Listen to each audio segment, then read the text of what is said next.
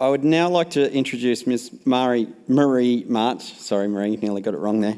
So Marie is a senior physio in Western Sydney Local Health District with a track record of healthcare improvement locally, leading award-winning quality improvement projects in arthroplasty care. She is also a clinical lecturer and final year PhD candidate at the University of Sydney, exploring psychological health and recovery from arthroplasty.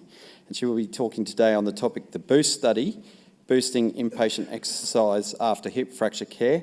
Thanks, Marie, because I know you're very close to submitting and you are in a very busy period, so you're valuing hip fracture care by being here. We appreciate it. Thank you. Yep. Thanks, Jack. And thanks for having me. And I think it's lovely to hear people who've come before me today touching on the same sorts of issues that we will cover. So I'd like to acknowledge my collaborators from the University of Sydney, our orthopaedic surgeons and geriatricians embedded in clinical care, as well as the physio departments who worked very hard to make this happen, as well as my embedded physio project officers. I don't have any particular conflicts of interest, but my research time is supported by the Westmead Charitable Trust, which includes work on this project. And this project was funded by Sydney Health Partners through their Implementation Science Grant Scheme. So everyone here knows the burden of hip fracture when it comes to a health service perspective and a population perspective.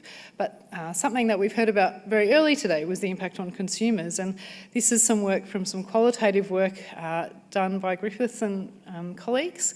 And they identified mobility as kind of the primary concern of people who are recovering from hip fracture, who are looking at the past 3 to 6 months of recovery. And so if it's really important for patients, we need to be prioritising it for that reason alone, regardless of all the other health service reasons why. And yes, I am a physio, so I am biased in that. But it's just really important to balance those two reasons as to why we do things. And I think we did an implementation science perspective because we already have evidence of efficacy in this area. Many of you will know Lara Kimmel's randomised control trial looking at high frequency physio in the acute setting. And so we've kind of ticked that efficacy box. And so to start changing the front line of health services, we need to look at implementation science. So this is the Sachs Institute's translational research framework, which you'll probably be aware of. And so we took one step along that line to try and improve practice. So our aim was to see if our intervention was safe, feasible, acceptable, effective and cost effective. And so we looked at high frequency intervention like Lara Kimmel's study did, but we changed the intervention in a few different ways. We looked at workforce as well as the components of the intervention. I just really want to contextualise what we did for you because I know there's so much variation from where you're from and from the health services that need to provide care. We did this in 2 different hospitals that serve these 2 different communities. So one community has a very skewed kind of older age population that has a lot of Mandarin speakers and as well as English speakers and a relatively high socioeconomic status. Whereas our other population are relatively younger, but much bigger in terms of the community they serve. We have a lot of speakers from South and Southeast Asia and a relatively lower socioeconomic status. And to give you some idea of the physio service and the hospital that is serving these communities, we've got a similar amount of NOFs per year, but the context of a mixed orthopaedic ward, so trauma and elective surgery being cared for by the same teams, the same physios, the same nursing staff. And you can see there quite a disparity in physio staffing. So I talked about how we modified the intervention from Lara Kimmel's study. So she looked at mobility practice 3 times a day. And we changed that for reasons of safety, given that we were using an alternate workforce. So we still had a physio-delivered mobility session per day, but we added 2 sessions of exercise per day to that. And we used sit to stand as our core exercise because of its functional significance, because it's a good strength exercise, and because it's a relatively safe thing to be doing if you're not a physio. So if you're an allied health assistant, if you're a student, if you have less training, there's just a little bit less that can go wrong. And And it was something that we tweaked further when we were doing our implementation planning, which we did at each site, and we used the CFIR to guide our implementation planning, but really wanted to hear from the clinicians as to what was feasible for them. So we fixed the frequency that we've talked about, we fixed kind of the exercise component, and we gave them a cap of the amount of money that they needed to spend.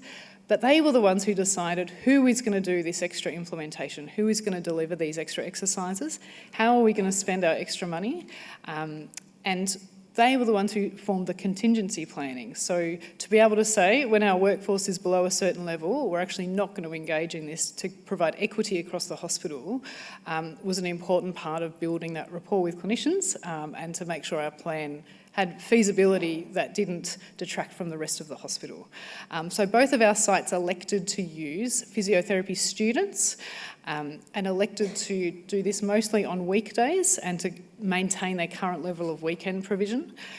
One site chose to create a clinical educator role for the implementation time of the project, and one site chose to engage a project officer who was responsible for collecting data and for keeping the project running.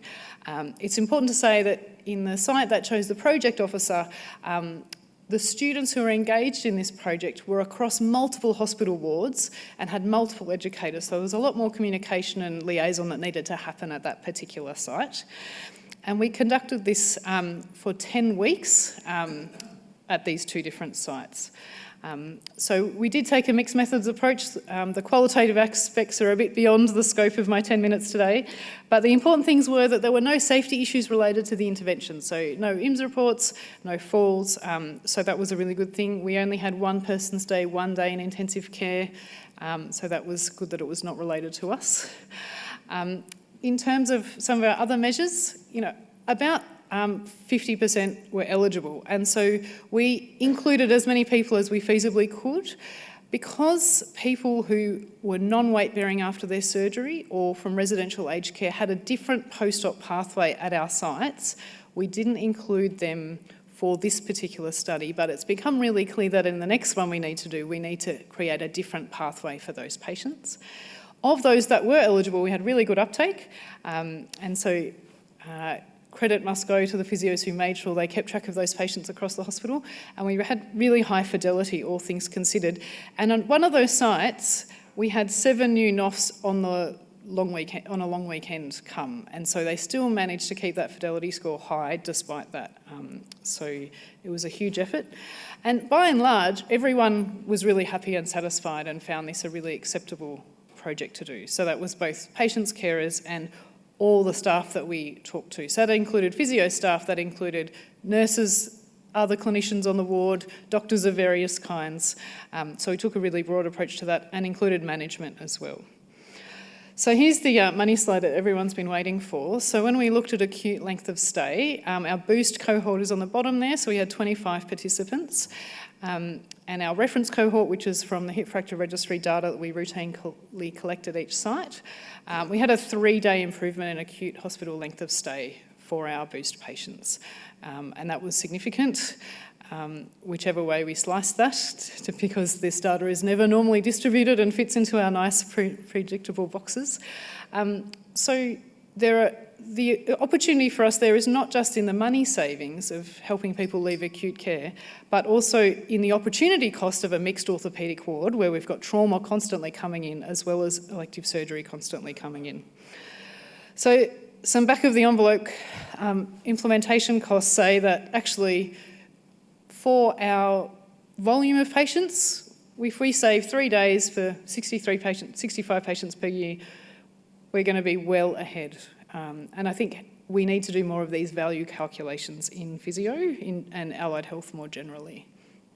So we've concluded that Boost is safe, effective, feasible and acceptable, and it's cost effective for the health system as well. So actually what we need to do is go on the next step, which is where I would love you to join me. So we would love to find ways to do this in different sites, particularly in rural and regional Australia where the challenges are different. We would love to explore different workforce options. I designed the intervention to be sit to stand so that nursing students could do it, occupational therapists could do it. A whole range of skills can do that. And we'd love to explore a second stream of rehab for those with cognitive impairment or from nursing homes for whom this is not the right way to approach acute care therapy. And if you want to think broader than that, I would love to hear from you this afternoon or over the next few days, or feel free to send me an email. Thanks a lot.